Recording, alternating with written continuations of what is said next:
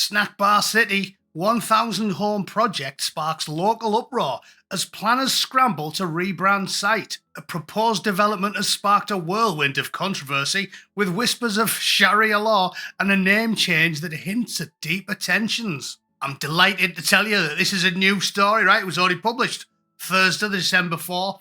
So great news. This is a new thing. Something new to get excited about. Well, as long as you don't mind the grandkids going to the park with a bin liner stapled to the head.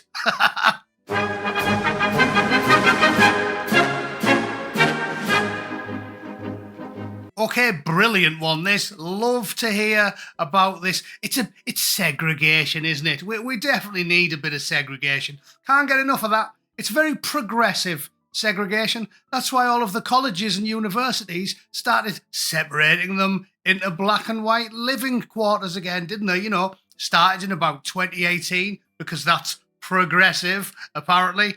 Yeah, if you act like a fascist, but you wear a nice, rainbow-coloured T-shirt and you dye your hair pink and fire some pointless metal shit through your face, apparently it's progressive when you act like the Gestapo. So, brilliant news. Love this. A segregated city project. Let's have a read, shall we? An organisation entirely filled with regulars at the snack bar said they're aiming to build what critics have branded a theocratic city in eastern Texas, which has changed the development's name after Governor Greg Abbott accused them of planning to enforce the obvious. The obvious, yeah.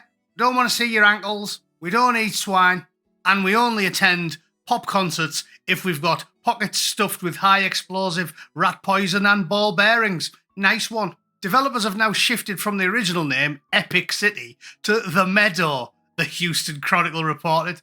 The Meadow. Yeah, a dusty, sandy meadow where people marry 9-year-olds. Is it one of those type of meadows?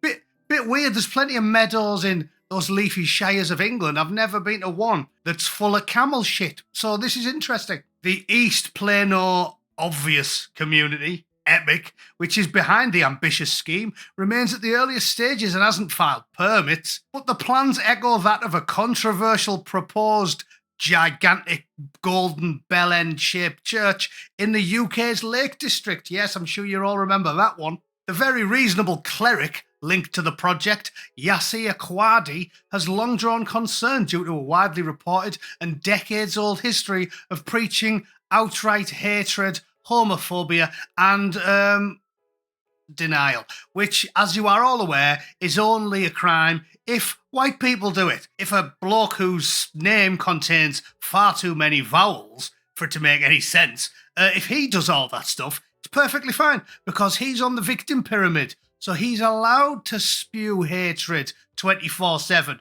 But you can't disagree with him too aggressively, or we might have to lock you up, sir. Recordings show Kwadi promoting extremist ideas. He's allowed, you bigots, including a claim that the 4B2s have infiltrated snack bar study departments at American universities.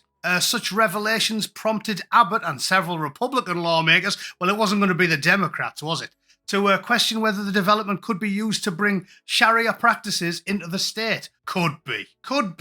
No, because radical hate preachers are renowned for their gentle touch approach. Their religious law is obviously rooted in the scripture, and it, in some nations, is associated with capital punishment for offences like adultery and homosexuality, sometimes by stoning. Most of them.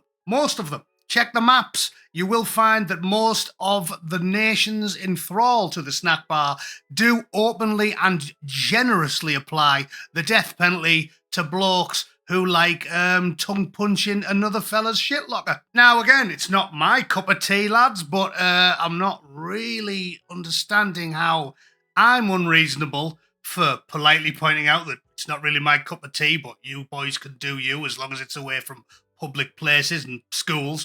But it's weird that me saying that is unacceptable, but blokes like Quato, or whatever he was called, can, openly call for caving the heads in with a brick and throwing them off a car park roof. It's a bit odd. It's almost like there's a double standard there somewhere. I don't get it. Separate audio from the 2000s, so not that long ago, show Quato calling for the execution of them, and adulterers, and also it was a hoax. Well, we know that. In another clip, he pushes the theory that they joined religious academic departments to undermine them. Of course they did. The proposed development sits around 40 miles northeast of Dallas and is expected to include 1,000 houses, a big golden bell-end church, full-blown propaganda schools, clinics, and a nursing home, and a nice tall concrete car park with which to fling the alphabet people off. But remember, it's not a hate crime if your name contains too many vowels. One quick caveat though, Quato said that he doesn't encourage his followers to apply these rules in the US. This doesn't mean we do this in America.